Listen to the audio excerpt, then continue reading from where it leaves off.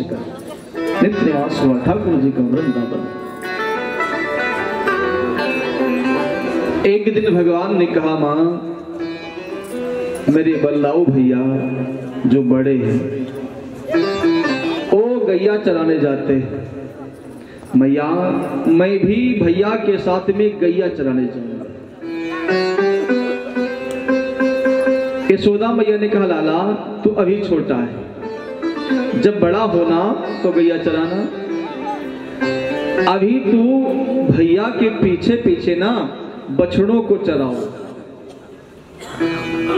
और जब बड़े हो जाना तो गाय को चराना। कितनी सुंदर पद्धति थी। छोटा भाई जब कहे हमें काम करेंगे तो लोग क्या कहें, बड़े भैया के साथ जाओ, सीखो फिर करना। भाई भैया गाय चरा रहा है, छोटा भैया बछड़ा को पीछे पीछे चरा रहा है, जब बड़ा होगा तो गाय चराएगा, गौ को हाँकना आसान नहीं। प्राचीन व्यवस्था हमारे भारत की ऐसी थी ना कि जब बच्चे कहें हम स्कूल जाएंगे पढ़ने के लिए, छोटे छोटे बच्चे, तो क्या होता था, माता पिता क्या बोलते थे, माता पिता बोलते थे ना कि भैया ऐसा करो, अब ही कुछ दिन ऐसे आओ जाओ स्कूल, उठे बैठक सीखो, तब कुछ दिन बाद तब तख्ती क्या बोलते, तख्ती और कलम और बुतका दवा मिल जाएगी। बोले भागवत भगवान की। और हमारे मंच पर श्री जग प्रसाद मिश्रा जी के सुपुत्र श्री विनीत मिश्रा जी के तरफ से महाराज श्री का स्वागत जोरदार तालियों के साथ सभी लोग स्वागत करेंगे और महाराज जी आशीर्वाद की मंगलमय कामना करेंगे।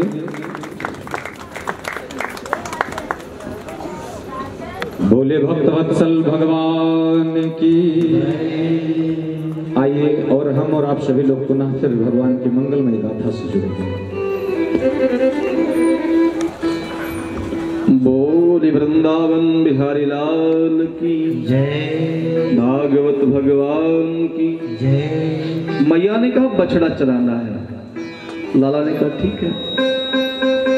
तो भगवान बछड़ा चराने लगे और जब जाने लगे तो मैया ने कहा, लाला सुनो, जब बछड़ा चराने जाना तो पांव में जूतियां पहन लेना, जंगल के मार्ग बड़े क्लिष्ट हैं, कंटक पड़े होते हैं। कन्हैया ने कहा, मैया मैं जूतियां तो पहनकर जाऊंगा, लेकिन मैं पहनकर जाऊं उससे पहले जितनी मेरी गाय है, जितने मेरे बछड़े हैं, इनको भी जूतियां बनवा करके पहनाओ। मैया ने कहा, लाला अरे गाय पशु है, तो पशु को हम जूतियां कहां पहना सकते हैं। कन्हैया रोने लगे। लाला रो रहा है, बहुत रो रहा है। मां ने कहा, क्या हो गया बेटा, क्यों रोता है? कन्हैया ने कहा, मैया तो गैया को पशु बता रही है, गाय पशु नहीं है, गाय पशु नहीं है, वो क्या है, वो क्या है, मां। क्या है, मां, मां है। ऐसे मां को तू पशु बता रही है। आपको बताऊं सच मेरे प्यारे, गाय मां है। एक बार हमारे देश के गौरवान्वित संत स्वामी विवेकानंद जी महाराज विदेश में गए थे, तो वहां के लोगों ने पूछा, विदेश के लोगों ने, कि स्वामी जी मैं आपसे पूछना चाहता हूं कि आपके देश में, भारतवर्ष में सबसे मीठा और सबसे सुंदर दूध किसका होता है? विवेकानंद जी ने कहा कि मेरे देश में सबसे मीठा, सबसे शुद्ध, सबसे ताकतवर दूध भैंस का होता है। विदेशी हैरान, अरे क्या तूने कहा भैंस का दूध मीठा और ताकतवर होता है? स्वामी जी ने कहा क्यों? गाय का दूध मीठा नहीं होता है। विवेकानंद जी ने कहा, तूने दूध के विषय में पूछा है ना कि अमृत के विषय में पूछा है। तूने पशु के विषय में पूछा है। गाय तो मेरी माता है, वो पशु नहीं हो सकती, उसका दूध अमृत है, वो दूध नहीं हो सकता। मैंने दूध का परिचय दिया है। तो मेरे प्यारे, हम उस देश के निवासी हैं जहां गौ को माता मान करके हम लोग पूजते थे। भगवान ने अपने हाथों से गौ की रक्षा और सेवा की है। साधारण बात तो नहीं है, बहुत सेवा किया ठाकुर जी ने गौ की। गाय का दूध अमृत है और गौ पशु नहीं बल्कि, जोर से बोलिए, माँ है। क्या है? माँ है। आप लोग माँ मानेंगे? मानिए। मैं तो निवेदन करूं, उसे करना नहीं चाहता हूं, अगर हो सके तो एक गाय घर पे जरूर रखिए। हम श्री अवध में तिवारी जी तुम्हारे आगे छोटा सा एक कुटिया है अपना, छोटा सा, इतना बड़ा जानते हैं, उसमें हम गाय रखे थे। अब थोड़ी समस्याएं हैं, चूंकि अब व्यवस्था अगर बनेगी तो फिर रखूंगा, प्रयास में लगा हूं। हर व्यक्ति को गाय रखना चाहिए। गाय अद्भुत प्राणी है, माँ है। और भगवान उसी दिन से गौचारण में जाने लगे। एक बकासुर आया, बत्सासुर आया बछड़ा बन करके, भगवान ने उद्धार कर दिया है। बकासुर आया बगुला बन करके, भगवान ने उसको 1/2 कर दिया। अघासुर अजगर बन करके आया, भगवान ने उसे भी फाड़ दिया। चूंकि कंस भेजता रहता है, भगवान सबका उद्धार करते रहते हैं। देश की रक्षा के लिए, संस्कृति की रक्षा के लिए ध्यान रखना, भगवान जब तक ब्रज में रहे हैं, नंगे पांव गौ के पीछे भगवान दौड़े हैं, नंगे पांव दौड़े। कभी शिलावस्त्र ठाकुर जी ने नहीं पहना, वे काली कमरी ओढ़ करके दौड़ा करते थे गौ रक्षा के लिए, देश की संस्कृति की रक्षा के लिए। अब आज हम सब तो अंग्रेज बनने के चक्कर में लगे हैं। अंग्रेज हिंदी में बोलने में शर्म लगती है, इंग्लिश बोलता है। कहें बाबा, हमारा बेटा तो इंग्लिश बोल लेता है, हिंदी उसको आइबे नहीं करती है। बड़े भाग्यवान हैं आपके बच्चे। बाप, जो मेरी माँ है, जिसमें मैंने जन्म लिया, वो हिंदी, मेरी मातृभाषा क्या है? हिंदी। उसको हम बहुत लोग, महाराज जी मैं ये मोबाइल तो आप हिंदी में किए हैं, हमको तो इंग्लिश में आती है। हम कभी आपकी इंग्लिश आपको मुबारक, हमें हिंदी ठीक है मेरे लिए। एक भाई साहब थे, एक व्यक्ति के पास गए, कहा मुझे इंग्लिश पढ़ा दो, जमाना इंग्लिश का है। भाई साहब ने कहा भाई सीख लो। तो एक दिन के काम में उनको होमवर्क मिला 4 वर्ड की याद कर लो। घर पे आए तो होमवर्क किए, अपना 4 याद किए। 4 वर्ड उनको सिखाया गया था। पहला वर्ड था यस, दूसरा था नो, तीसरा था वेरी गुड, चौथा था थैंक यू। 4 लिख करके दिया, 4 उन्होंने याद कर लिया। आगे फिर पढ़ाऊंगा कल। अब उनको कहीं जाना पड़ा, अचानक ट्रेन में बैठे थे। एक व्यक्ति गया बाथरूम करने, उसकी अटैची रखी थी, चोर लेकर चले गए। वहां से आया, इनसे पूछा भाई साहब मेरी वीआईपी रखी थी आपने देखी है? तो ये बोले अगर हिंदी में बात करेंगे तो पोजीशन डाउन होगी, इंग्लिश में बोलूंगा तो भौकाल थोड़ा बनेगा। उसने कहा मेरी अटैची देखी है? बोले यस। मैंने हाँ। उसने पूछा फिर बताओ कौन ले गया? कहीं नो। 4 शब्द को याद था। जब बोले ना तो खींच करके एक कंटाप लगाया। जब जानता तो बताता क्यों नहीं है? तो बोले वेरी गुड। पुलिस आई, लगाई हथकड़ी, तब बोले थैंक यू। 4 वर्ड याद किए थे, थैंक यू। तो भगवान गौ रक्षा किए हैं अपनी संस्कृति, अपने देश की रक्षा के लिए। और दूत एक से कंस भेजता रहता, भगवान सबका उद्धार करते रहते हैं। आई बड़ी प्यारी कथा है मधुमंगल की। जो मधुमंगल सबसे गरीब है। भगवान की गोप मंडली में जितने लोग हैं सबसे गरीब है मधुमंगल। और एक साथ बैठ करके सब लोग भोजन प्रसाद पाते हैं। अपने अपने घर का भोजन सब लोग लाला को खिलाते हैं। मधुमंगल ने कहा हम भी खिलाते, काश मेरे घर का बना होता। घर का तो कुछ है नहीं। मधुमंगल वहां से भगा, अपने माँ के पास गया। माँ, आपके हाथ का भोजन हो, आपके हाथ का बना हो, हम भी लाला को अपने हाथों से खिलाएंगे। तो माँ ने कहा बेटा घर में तो कुछ है नहीं, अपने घर का बना बिल्कुल नहीं है। जो कुछ हम खाते हैं यशोदा का दिया हुआ खाते हैं, चूंकि यशोदा के यहाँ वो मजदूरी का काम करती थी। उसकी माँ मधुमंगल रोने लगा। मधुमंगल की आंखों में आंसू आ गए।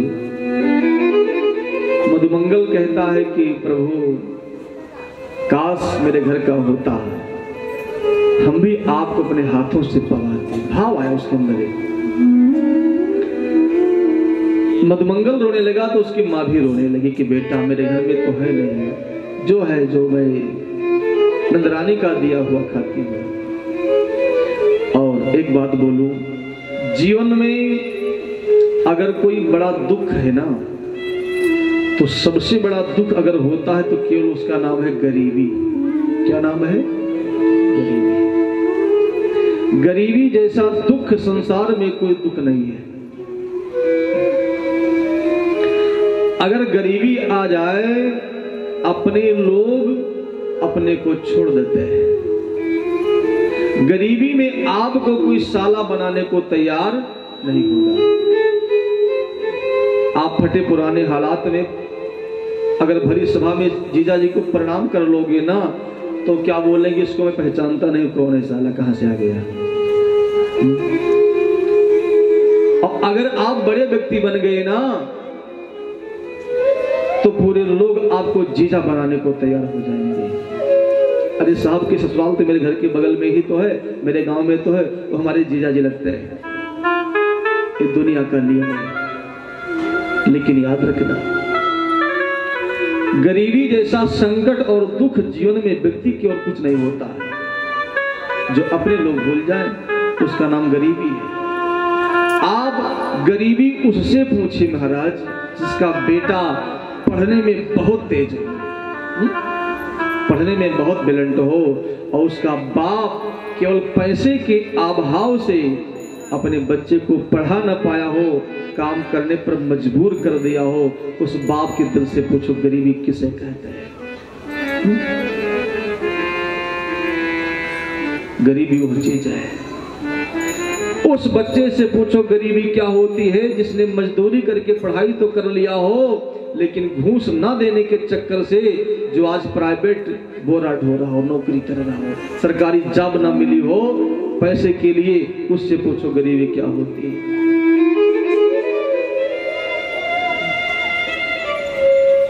मेरी मैया किसी को गरीबी न दे, मौत दे दे मगर बदनसीबी न दे। मेरी माता किसी को गरीबी न दे, मौत दे दे मगर बदनसीबी न दे। कलंक लेकर जीवन जीना, अपमान भरा जीवन जीना बहुत कष्टकारी होता है। वो गरीबी होती है। आज मधुमंगल की आंखों से आंसू आ गए। प्रभु काश मेरे घर में कुछ होता, मैं भी आपका भोग लगा देता ना। लेकिन जब बहुत रोने लगा मधुमंगल, मां ने कहा बेटा मत रो, मुझे याद आ रहा है मैंने परसों कढ़ी बनाया था, दही अपने घर की, बेसन घर का था, लेकिन 3 दिन का बासी है। मधुमंगल ने कहा मैया लेकिन है तो अपने घर का ना, तेरे हाथ का बना है ना। कहा हाँ बेटा मेरे हाथ का है। कहा है मुझे दे दो। ठाकुर जी का भोग लगाऊंगा, लेकिन अपने घर का लेकर चला। रास्ते में सोचा कि नहीं भाई, प्रेम का मतलब ये नहीं हुआ कि प्रेमी को कष्ट देना, वहां प्रेम कहाँ रह गया। प्रेम का अर्थ होता है खुद को कष्ट सहना, लेकिन प्रेमी को कष्ट ना हो। लाला मुझसे बहुत प्रेम करता है, और अगर वो जानेगा कि मैं इतने प्रेम से इस 3 दिन की बासी कढ़ी लाया हूं ना, तो उसको खा लेगा। लेकिन वो मक्खन मिश्री खाने वाला, उसे बहुत कष्ट होगा, ये बहुत खट्टी है।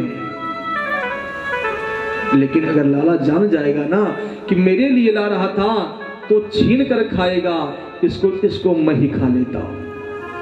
मधुमंगल झाड़ी में छुपकर पूरा कढ़ी अकेले पान कर गया। जैसे पान किया, भगवान प्रकट हो गए। मधुमंगल, तूने क्या खा लिया? मुझे नहीं खिलाया बेटा। कुछ नहीं लाला। नहीं, तूने कुछ खाया, मुझे नहीं खिलाया, मेरा भोग नहीं लगाया। जरा जीभ तो निकाल, मैं देखूं। मधुमंगल ने जब मुंह को खोला ना, उसके जिह्वा में वो कढ़ी लगी थी। ठाकुर जी अपने जिह्वा को निकाल करके मधुमंगल के जिह्वा की लगी हुई कढ़ी अपने जिह्वा से चाट लिया। देखा ब्रह्मा जी ने, आश्चर्य में हो गए, कैसा भगवान है। लेकिन सच बताऊं, ठाकुर जो मेरे यही कहते हैं ना, भाव से एक फूल दे दे तो मुझे स्वीकार है। भाव होना चाहिए। अहंकार के पुष्प में दुर्गंधी होती है, लेकिन भाव के फूल में सुगंधी भरी होती है। ब्रह्मा जी ने भगवान के बालों को चुराया, गैयों को चुराया, लीला की है। भगवान ने अपने शरीर से प्रकट किया है। बाद में ब्रह्मा जी आकर निवेदन किया है। 40 महामंत्रों में स्तुति गाई। और आगे इंद्र से भी भूल हुई है, इंद्र ने भी भगवान की स्तुति की है। 10 मंत्रों में भगवान ने इंद्र को क्षमा कर दिया। चूंकि ब्रह्मा ने भगवान को भक्तों से अलग कर दिया, इंद्र ने गलती की, भूल हुई, तो भगवान और भक्तों को एक साथ कर दिया है। ठाकुर जी के भक्त ठाकुर जी को अति प्रिय होते हैं, अति प्रिय होते हैं। बीच में लीला आती है कालिया मर्दन की। ठाकुर जी ने कालिया नाग को नाथा है, फण पर नृत्य किया है। क्योंकि समाज को तो सुंदर करना मेरा धर्म है, साथ में वातावरण को, वायुमंडल को शुद्ध करना धर्म है, और साथ में जल को भी शुद्ध करना मेरा धर्म है। जल, हम उत्तर प्रदेश में जी रहे हैं ना, यहाँ जल की मात्रा पर्याप्त है। अभी आप महाराष्ट्र जाइए, मध्य प्रदेश कुछ स्थानों पर जाइए महाराज, वहां दरवाजे पर एक टैंक बनता है। कहो, पानी उसमें लोग टैंक चलाकर भरते हैं, वही मोटर से टैंकी में जाता है। अगर टैंक आया, स्नान आप करेंगे, टैंक अगर नागा कर दिया, आप ऐसे बैठे रहेंगे। वो पानी की किल्लत है। इसलिए पानी को नाजायज न बर्बाद किया जाए, पानी को स्वच्छ रखने का प्रयास सबको करना चाहिए। ठाकुर जी ने जल तत्व को शुद्ध किया, कालिया को वहां से हटाया है। हर व्यक्ति का धर्म होता है। आप कोरोना काल में देखे होंगे मेरे प्यारे, ऑक्सीजन के लिए न जाने कितने लोग चले गए। मैंने तो देखा, एक पिक वायरल हुई थी मोबाइल पर, जो एक दादाजी थे जो चारपाई को पीपल के पेड़ पर बांध करके वहीं बैठे थे। आप लोग भी शायद देखे होंगे, मोबाइल पर पिक आई थी। चूंकि लोग ऐसा मानना है कि ऑक्सीजन पीपल में अधिक होता है, वहीं बैठ गए, वही मकान बना लिया पीपल पर। ऐसी स्थिति ना आने पाए कि हमको धरती को छोड़ करके पीपल पर बैठना पड़े, उससे पहले ही हम अगर वृक्ष लगाना शुरू कर दें तो ऑक्सीजन होगा। हम जमीन लेते हैं, मकान बनाते हैं, लेकिन पेड़ नहीं लगाते हैं। एक पेड़ जरूर लगाइए। और आपको बताऊं, कुछ लोगों की परंपरा है, बर्थडे होता है तो लोग कमर मटका करके गाते हैं हैप्पी बर्थडे टू यू। विदेशी परंपरा याद रखना। हम विरोध नहीं करते हैं, चलो ठीक है, उसकी भी एक संस्कृति है विदेश की, लेकिन याद रखना कि जो पद्धति मेरी थी, जिस जीवन में हमने जन्म लिया, जो कल्चर, जो मेरा व्यवहार, जो भारतवर्ष का संविधान, जो संस्कृति मेरे देश की थी, आज उसको हम भूल गए हैं। हमारे बुजुर्ग, हमारे पिता, हमारे बाबा, हमारे पूर्वज जन्मदिन कैसे मनाते थे? सत्यनारायण भगवान की कथा होती थी, होती कि नहीं होती थी? बोलिए। हाँ, हमारे ब्राह्मण लोग आते थे, उनके हम पैर को धुलते थे, आंगन में बैठ करके प्रसाद पाते थे। वो 4 माताएं इकट्ठा होती थी, भजन गाती थी, प्रसाद बंटता था, सबको चरण छू करके हम आशीर्वाद लेते थे। था कि नहीं था? अब क्या होता है? इतना बड़ा केक मंगाया गया, टेबल पर सजाया गया, लोग इकट्ठा हो गए। बड़े की बात नहीं करता मैं, छोटे बच्चे की बात करता। छोटा बच्चा है जिसके हाथ में छुरी दिया गया, चाकू, बेटा इसे काटो। हम उसको काटना सिखाते हैं और वही बेटा बड़ा होकर के मार काट शुरू कर दिया, तो हम क्यों रोते हैं? हमारी संस्कृति तोड़ना नहीं, जोड़ना सिखाती है, काटना नहीं, सिलना सिखाती है।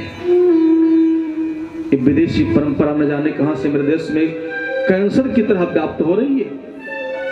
उस केक पर हम कैंडल लगाते हैं, मोमबत्ती जला देते हैं, और जलाने के बाद छोटे बच्चे से बोलते हैं बेटा फूंको, और मुंह से फूंकता है, और फूंकता नहीं बल्कि उस केक पर थूकता है। समझ रहे हैं? और वही थूका हुआ केक हम काट करके सबको खिलाते हैं, सब प्यार से खाते हैं, कमर मटकाते हैं, बर्थडे हैप्पी टू यू। गलत तो नहीं बोल रहा? तो कहो हाँ सही है, सही है ना? ये मेरी माताएं बैठी, वृद्ध माताएं से पूछिए। हम लोग वो दिन देखे हैं महाराज, जब माता तिवारी जी 2 लीटर मिट्टी का तेल कोटा से मिलता था, लोग ढबरी से पढ़ते थे। हम लोग पढ़े हैं।